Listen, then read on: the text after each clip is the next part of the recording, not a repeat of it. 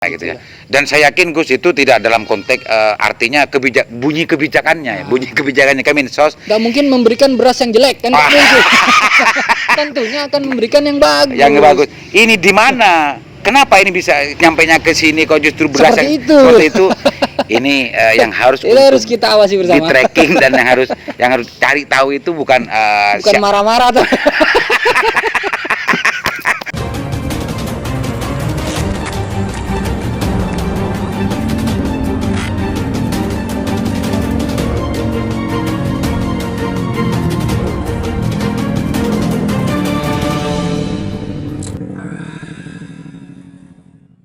Assalamualaikum warahmatullahi wabarakatuh. Kembali berjumpa dengan saya Aliman Haris di acara Sandasan. Pemirsa Sandasan, saya sedang berada di rumah di dalamnya anggota DPR RI dari fraksi Gerindra, Pak Ibong.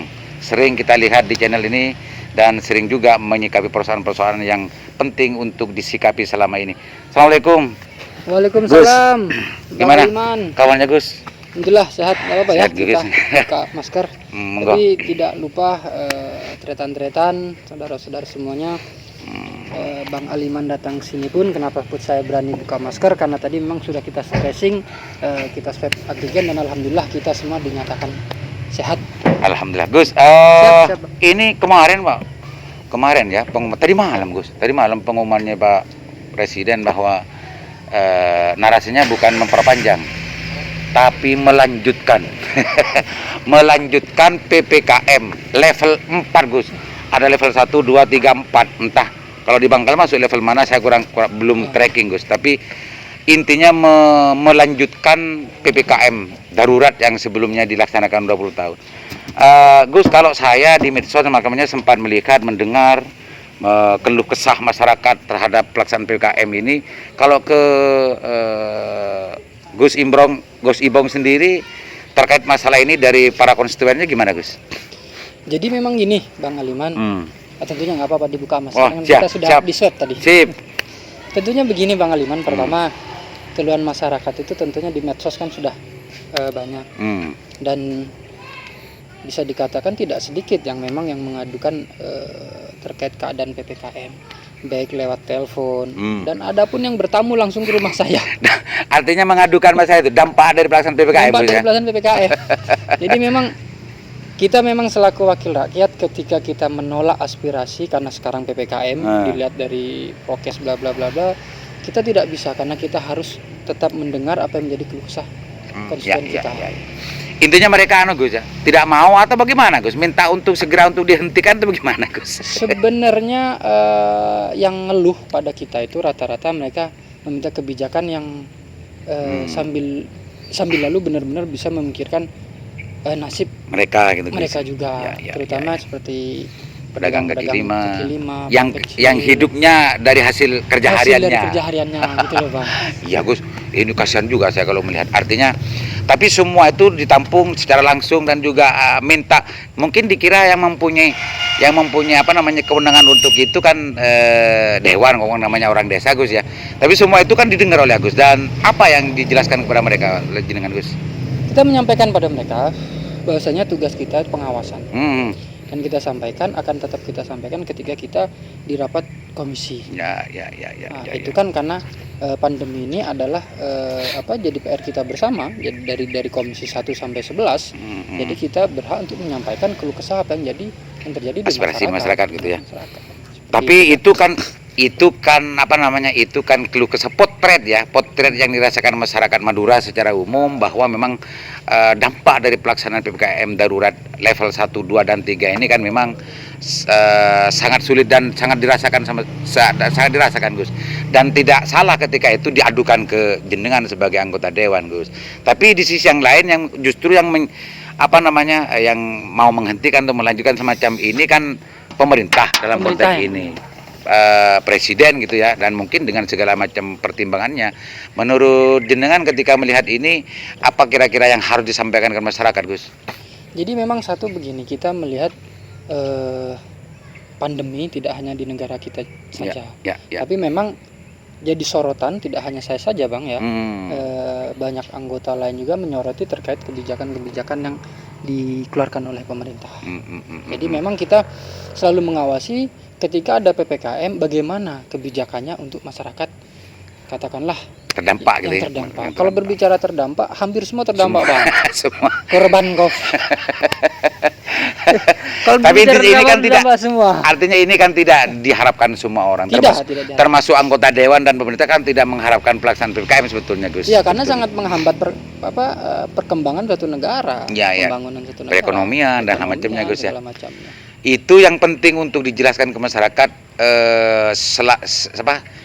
Setiap masyarakat ngeluh dan mengadu gitu ya, mengeluh kepada Gus Ibong, itu yang disampaikan selalu terus menerus oleh Mas Ibong kepada mereka ya, Gus ya. Iya, seperti itu. Ya, itu pemirsa, ternyata memang bukan dalam ruang lingkup kewenangannya dewan ini. Cuma dewan hanya bisa memberikan masukan kepada pemerintah bahwa potret dampak dari pelaksanaan PPKM darurat ini sangat luar biasa.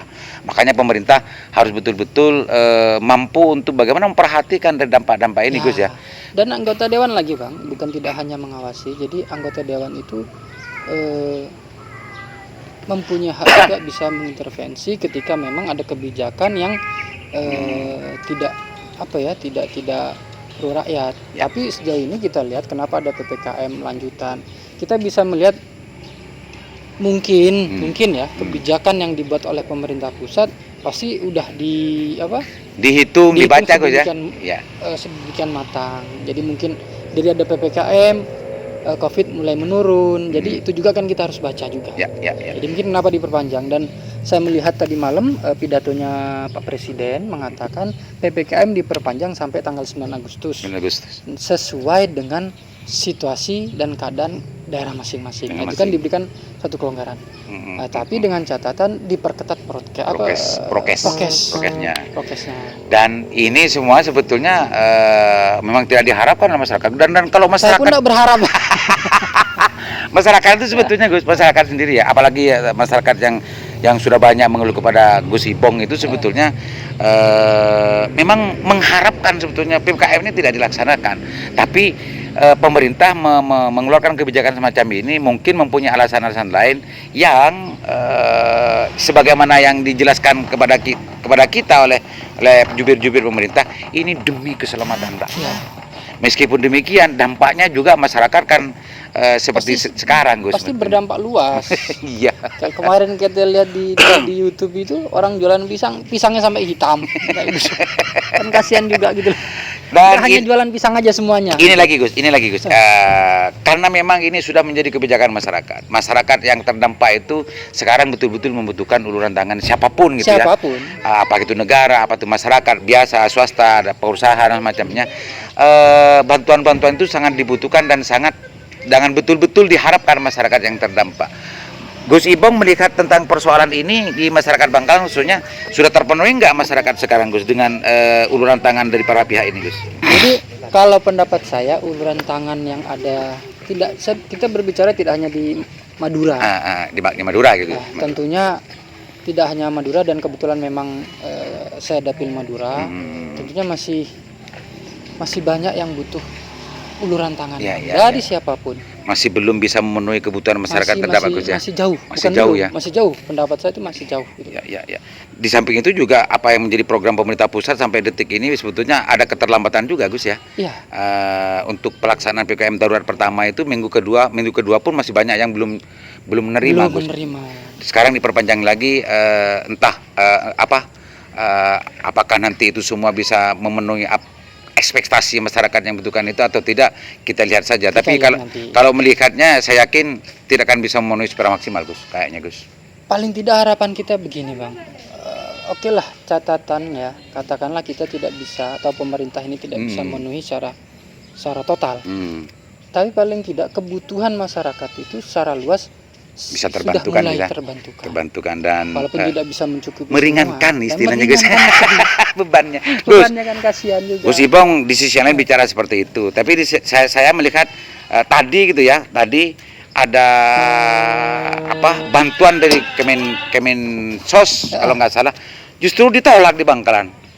Apa responnya dengan Gus? Respon saya pribadi jadi begini, saya melihat di syutingan itu atau di komentar Di video itu ya. video ya, Ya, di video karena itu. saya melihat di video menolak, menganggap bahwasanya jangan anggap Madura khususnya Kabupaten Bangkalan atau 4 kabupaten ini pembuangan sampah diberi beras yang Tidak layak. Gitu. tidak layak, Kuning Gus ya kayaknya. kuning. Jadi pendapat saya begini Bang, dinamika itu pasti ada lah. Tapi kita juga sangat mengapresiasi pemerintah Pusat sudah gitu. peduli. Kepedulian pemerintah pusat. Kepedulian maksudnya. pemerintah pusat kita sangat mengapresiasi. Cuman di situ dengan catatan juga, Ya. marilah kita bantu masyarakat dengan layak. Dengan layak gitu ya. Dan saya yakin Gus itu tidak dalam konteks artinya bunyi kebijakannya, ya. Bunyi kebijakannya Kemensos. Gak mungkin memberikan beras yang jelek kan? Nggak mungkin. Tentunya akan memberikan yang bagus. Yang bagus. Ini di mana? Kenapa ini bisa nyampainya ke sini kok justru beras Seperti yang itu. seperti itu? Ini yang harus Itu harus kita awasi di bersama. tracking dan yang harus cari tahu itu bukan Bukan marah-marah tuh. ini artinya anu ya, penolakan itu boleh-boleh saja Gus Boleh ya. sah-sah Tapi saja. ini harus diapresiasi bentuk kepedulian pemerintah pusat Kepedulian. terhadap masyarakat Bangkalan yang Iya, terdampak. Madura. Menolak itu mestinya apresiasi itu kenapa ini kok yang nyampe ke sini justru beras yang dianggap tidak layak, Kurang bagus. kurang tidak bagus dan macamnya. Ya jangan marah-marahnya jangan ke Kemensos Gus ya. Cari tahu ini dari Cari mana tahu. ini, kok bisa sampai seperti Kok ini bisa gitu seperti ini dan kabupaten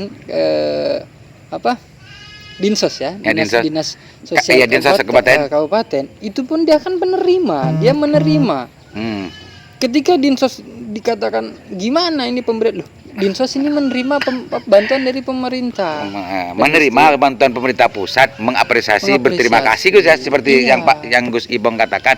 Cuma ini kenapa yang nyampe ke sini itu Itu yang harus cari tahu. dicari tahu dan jangan selesaikan sampai di sini. Iya. Tapi jangan salahkan pemerintah pusat Gus ya. merasa tidak juga. Nanti karena kita itu masih butuh pemerintah pusat Gus. Suatu negara kalau nggak ada pemerintah itu Iya, nggak iya, akan iya. jalan. Oke, Gus, bincang-bincang kita cukup ya, mudah-mudahan ini bermanfaat. Silakan Gus, barangkali ada yang mau disampaikan menjadi closing statement dari jenengan Gus. Ya, terima kasih Bang Aliman dan Sandasan. Kali ini kita udah sangat lama juga tidak berjumpa. Alhamdulillah kesempatan hari ini kita berjumpa. Tentunya closing statement dari saya, tentunya semua anggota dewan maupun itu provinsi ataupun pusat ataupun bahkan kabupaten, tentunya mereka sudah banyak berbuat. Walaupun memang tidak secara bisa seluruhnya ya Bang ya. Ya, memenuhi Seperti, kebutuhan tidak masyarakat. bisa memenuhi kebutuhan seluruhnya seperti pembagian beras, hand sanitizer, vitamin, masker dan sebagainya sudah bisa kita lihat banyak yang peduli. Tidak hanya saya saja. Jadi mari kita tetap bergandengan tangan, kita menjaga prokes yang dianjurkan oleh pemerintah agar pandemi ini segera berakhir. Amin, amin, amin. Jadi itu harapan kita. Mari kita satu sinergi, satu frekuensi. Dan saya juga ingin menjelaskan sedikit, Bang Aliman, Ya. orang Madura ini bukan anti vaksin dan bukan anti swab sebenarnya. Kenapa saya mengatakan seperti itu? Saya melihat saya menanyakan kenapa nggak mau divaksin, nggak mau di swab atau PCR, karena memang terlalu melihat atau mendengar informasi-informasi yang memang itu membuat mereka trauma. Ya. Dan orang Madura sebenarnya mereka sadar ketika mereka penciuman hilang, mereka tahu bahwasanya ini tanda-tanda penyakit COVID. Ya. Mereka melakukan isolasi mandiri, mereka minum minuman herbal, Baca burda. selawatan kan Iya, gitu. iya, Jadi iya. memang sebenarnya orang Madura ini semuanya sudah sadar betul, cuman memang kebanyakan berita-berita hoax yang membuat rakyat Madura ini merasa sedikit khawatir dan muncullah khawatir yang berlebihan seperti vaksin takut meninggal, Ya. di swab keluar darah. Jadi memang itu berita yang diterima oleh masyarakat. Yang memustakmalkan mereka, Memustakmalkan masyarakat Madura Gus ya. Tapi intinya masyarakat Madura sebetulnya sama-sama menyadari bahwa wabah ini betul-betul ada dan sedang terjadi. Sedang terjadi, menyadari sebenarnya. Ada keluarganya, ada tetangganya, ada saudaranya yang betul-betul Dan kebetulan mertua saya seminggu yang meninggal. lalu sudah meninggal juga. Jadi sebenarnya Alhamdulillah Gus. Jadi memang masyarakat Madura sebenarnya sudah sadar. Sudah sadar, Memang ya. berita-berita hoax yang membuat mereka khawatir. Oke, makasih banyak Gus. Siap, Mudah-mudahan bermanfaat. Assalamualaikum warahmatullahi wabarakatuh. Waalaikumsalam.